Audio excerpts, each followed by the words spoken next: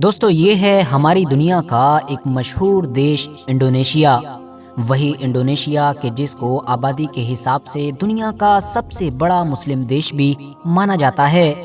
वैसे तो मैप में भी ये देश आपको काफ़ी अजीबो गरीब लग रहा होगा, क्योंकि साइज़ में इतना ज़्यादा बड़ा होने के बावजूद भी दूसरे देशों की तरह ये किसी एक प्लेन ज़मीन पर आबाद नहीं है, बल्कि ये तो समुद्र में पड़े अलग अलग बिखरे हुए टापुओं पर मौजूद है। और समुद्र में बिखरे पड़े इन अलग अलग टापुओं पर आबाद होना ही इस देश के लिए अब एक बड़ी मुसीबत बनता जा रहा है। दोस्तों, आप में से जितने भी लोग न्यूज़ वगैरह को लेकर एक्टिव रहते हैं उनको पता होगा कि पिछले कुछ दिनों से लगातार इंडोनेशिया एक चीज़ को लेकर काफ़ी चर्चाओं में है, और वो चीज़ कुछ और नहीं बल्कि इंडोनेशियन गवर्नमेंट का वो फैसला है जिसके तहत इसने अपनी राजधानी बदलने का फैसला किया है।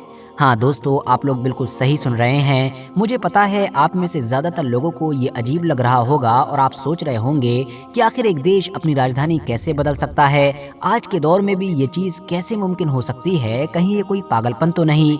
मगर दोस्तों, आप जो भी सोचिए, ये रियलिटी है कि इंडोनेशिया अपनी राजधानी बदल रहा है। वो भी राजधानी को एक ऐसे शहर में लेकर जा रहा है जो पुरानी राजधानी जकार्ता से लगभग 1000 से 1200 किलोमीटर दूर है। और तो और हैरान कर देने वाली बात यह है कि जिस नए शहर को राजधानी बनाया जाएगा वो शहर अभी दुनिया में मौजूद ही नहीं है, बल्कि उस पर तो अभी काम चल रहा है। एक पूरे प्रोजेक्ट के तहत उसको बसाया जा रहा है।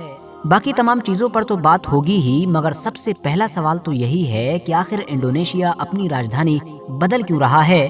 तो दोस्तों, इसका अगर मैं सीधा और सिंपल सा जवाब दूं तो आप ये जान लीजिए कि इंडोनेशिया डूब रहा है, और मेनली जकार्ता नाम का वो शहर डूब रहा है जो न सिर्फ इस देश की राजधानी है और सबसे बड़ा शहर है, बल्कि दुनिया में भी इसकी गिनती सबसे मशहूर शहरों के साथ की जाती है। जकार्ता का हाल तो इतना बुरा है कि ऑलरेडी बहुत सारे एक्सपर्ट्स क्लियर कर चुके हैं कि आने वाले कुछ दशकों में ही इस शहर का ज़्यादातर हिस्सा डूब चुका होगा। दोस्तों, 1945 में जब इंडोनेशिया ने आज़ादी पाई तब से ही लगातार जकार्ता नाम का यही शहर ही इस देश की राजधानी है।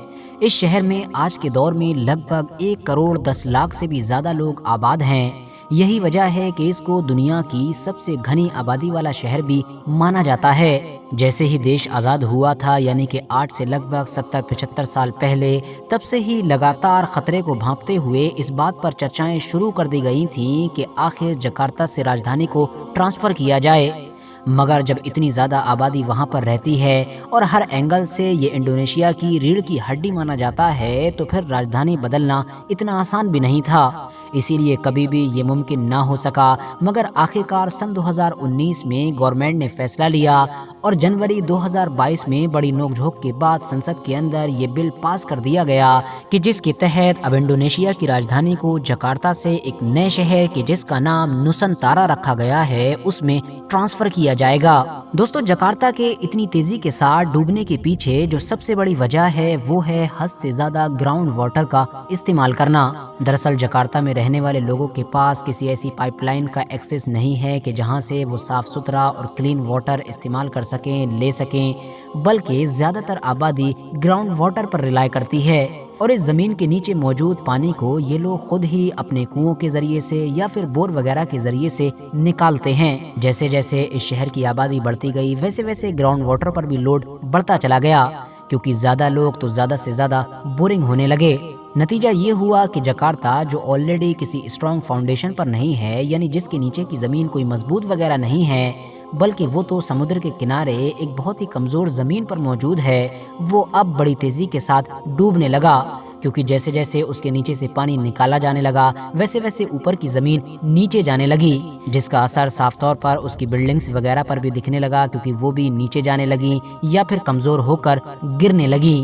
दूसरी सबसे बड़ी प्रॉब्लम क्लाइमेट चेंज भी है, क्योंकि जहां एक तरफ नीचे का पानी इस्तेमाल करने की वजह से ज़मीन डूब रही है, तो वहीं उस समुद्र के पानी का लेवल भी वक्त के साथ बढ़ता जा रहा है। जिस समुद्र के किनारे पर यह शहर मौजूद है, समुद्र के पानी का लेवल बढ़ने की वजह से शहर तो डूब ही रहा है, मगर वक्त वक्त पर इस शहर को खतरनाक और भयानक बाढ़ों का भी सामना करना पड़ता है। दुनिया का सबसे ज़्यादा घनी आबादी वाला शहर होने की वजह से यहाँ पर ट्रैफिक की भी बहुत ज़्यादा प्रॉब्लम है, और पॉल्यूशन भी इतना ज़्यादा है कि हमेशा इसका नाम दुनिया की सबसे पॉल्यूटेड सिटी के साथ ही लिया जाता है। तो यही वो सारी चीज़ें थीं कि जिनकी वजह से न चाहते हुए भी इंडोनेशिया को बड़ा कदम उठाना पड़ा और जनवरी 2022 में ऐसा कानून तक पास करना पड़ा कि जिसके तहत उन्होंने अपनी राजधानी को बदलने का फैसला किया। नुसंतारा नाम का वो नया शहर कि जो जकार्ता से 1000 से 1200 किलोमीटर दूर है, उसको आबाद करने का, उसको बसाने का काम भी बड़ी तेज़ी के साथ शुरू कर दिया गया है। माना जा रहा है कि 4 से 5 फेजेस के अंदर इसको तैयार किया जाएगा और 2045 तक ये पूरी तरीके से बनकर तैयार हो चुका होगा, वो भी इस तरह से कि मानो दुनिया इसको हैरानी के साथ देखेगी। इस नए शहर के अंदर प्रेसिडेंट और वाइस प्रेसिडेंट का पैलेस होगा, साथ ही साथ पार्लियामेंट होगा, जुडिशरी का पूरा सिस्टम होगा और इसके अलावा एक नेशनल मॉस्क यानी कि एक बड़ी सी मस्जिद भी बनाई जाएगी। इसके अलावा भी बहुत सारी चीज़ें होंगी और फेसिस में यानी कि अलग अलग पड़ाव में वहाँ पर ले जाकर लोगों को आबाद किया जाएगा। मतलब पहले गवर्नमेंट से जुड़े हुए लोग जाएंगे, सिविल सर्वेंट वगैरह जाएंगे और बाद में दूसरे डिपार्टमेंट के लोग, और इस तरह से बारी बारी, और सबसे आखिर में आम लोगों को ले जाकर आबाद किया जाएगा। हालांकि दोस्तों, इंडोनेशिया की परेशानियां इतनी आसानी के साथ कम नहीं हो रही हैं, बल्कि इस नए शहर के साथ भी बहुत सारे चैलेंजेस जुड़े हुए हैं। मिसाल के तौर पर ये माना जा रहा है कि जिस इलाके में इस नए शहर नुसंतारा को आबाद किया जा रहा है, इलाका तो वो भी डूब रहा है। हाँ, वो बात अलग है कि जकार्ता की तरह नहीं डूब रहा है, लेकिन डूब रहा है।